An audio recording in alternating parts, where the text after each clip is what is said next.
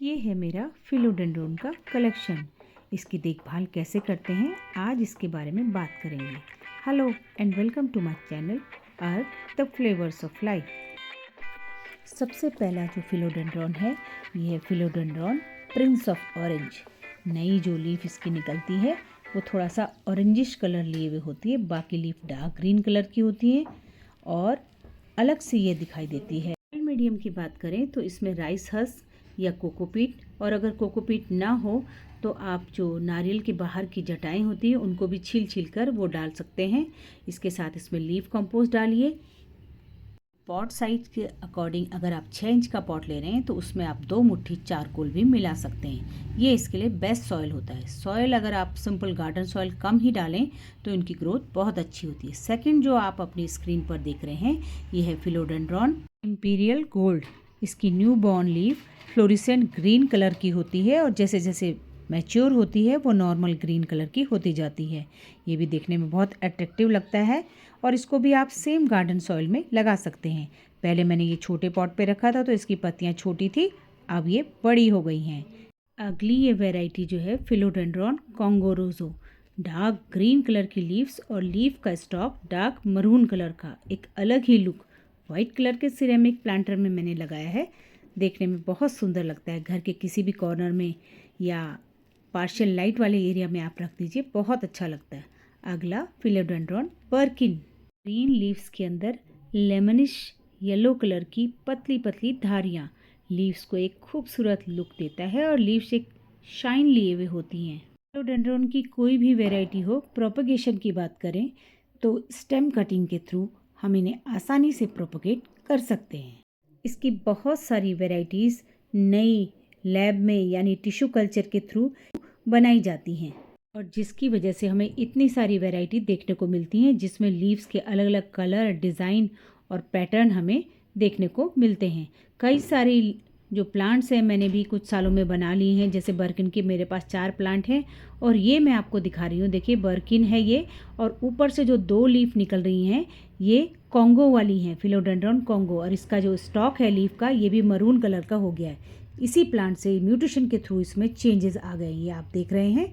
तो कुछ इस तरह से भी हो जाता है। मेरे पास ये हुआ है तो मैं आपको दिखा रही हूँ। और दूसरा मैं दिखाऊंगी आपको अभी, वो फिलोडेंड्रॉन की जो स्ट्रिप्स हैं वो पूरी तरह से गायब हो गई हैं और वो ग्रीन सा हो गया है। ये देखिए, ये तो कॉन्गो वाला है और दूसरा मैं अभी आपको दिखाऊंगी। अगली वैरायटी फिलोडेंड्रॉन की ये है मेरे पास, इसे कहते हैं फिलोडेंड्रॉन रॉयल क्वीन। ये वैरायटी भी देखने में बहुत सुंदर लगती है। इसकी भी मैरून सी लीफ की जो स्टॉक होता है वो होती हैं और हर नोड से रूट्स निकलती हैं। ट्रायंगुलर शेप की इसकी पत्तियां होती हैं और इसका प्रोपगेशन भी सभी फिलोडेंड्रॉन की तरह आसानी से हो जाता है। बहुत तेज़ी से ये ग्रोथ करती हैं। कुछ ही सालों में आप बहुत सारे प्लांट्स बना सकते हैं।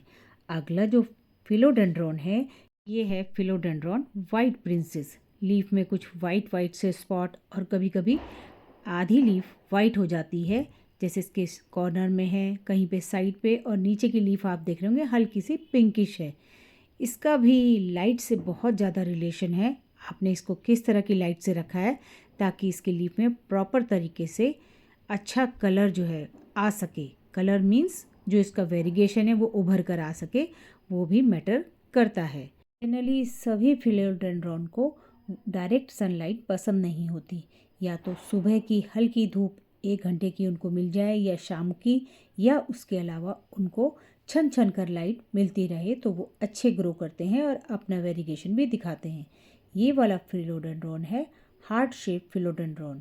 बेलनुमा जैसे मनी प्लांट होता है उस तरीके से बढ़ता है और आप इसकी कटिंग हर नोड से कटिंग जैसे मनी प्लांट में लेते हैं, ले करके आप इनके बहुत सारे नए प्लांट बना सकते हैं। ये बहुत हार्डी वाला फिलोडेंड्रॉन है।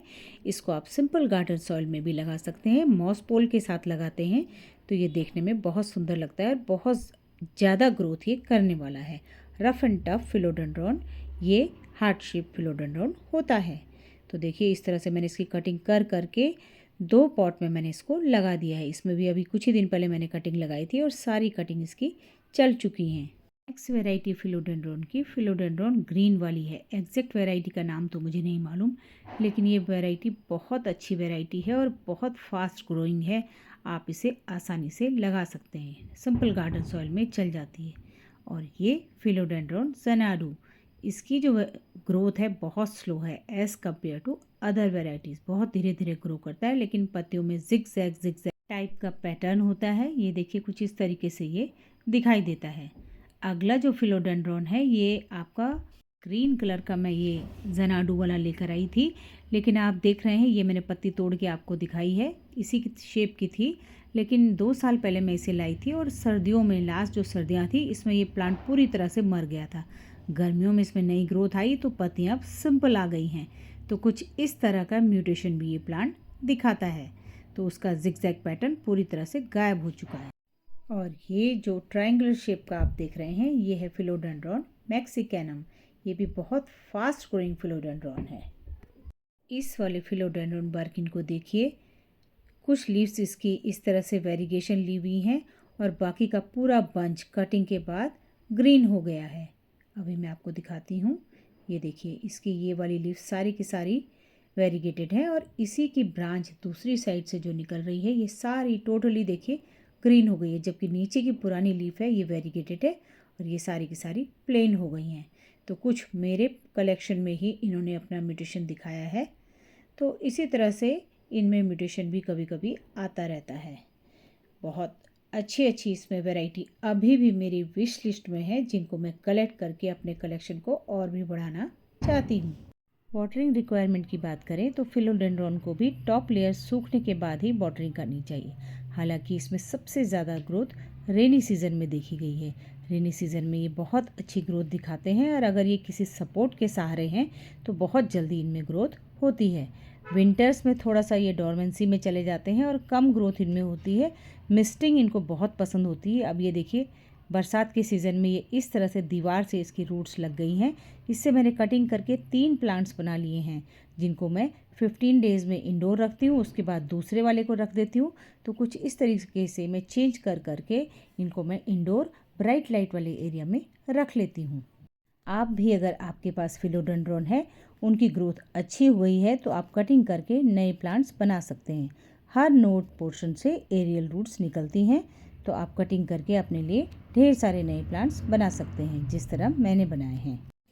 फर्टिलाइज़र रिक्वायरमेंट की बात करें तो साल में 2 बार भी अगर हम इसको प्रॉपरली फर्टिलाइज़ करते हैं तो ये आराम से चल जाते हैं। पॉटिंग सॉइल इसका अच्छा रिच बनाइए और उसके बाद इसको बस साल में 2 बार ही फर्टिलाइज़ करिए, तो भी ये अच्छी ग्रोथ दिखाते हैं।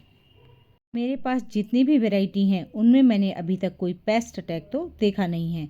अगर आप इसमें वंस इन अ मंथ भी नीम ऑयल और डिटर्जेंट मिक्स करके 1 लीटर पानी में 1 स्पून नीम ऑयल और 1 स्पून डिटर्जेंट मिलाकर स्प्रे करते रहेंगे तो कभी भी इसमें कोई भी पेस्ट अटैक नहीं होगा।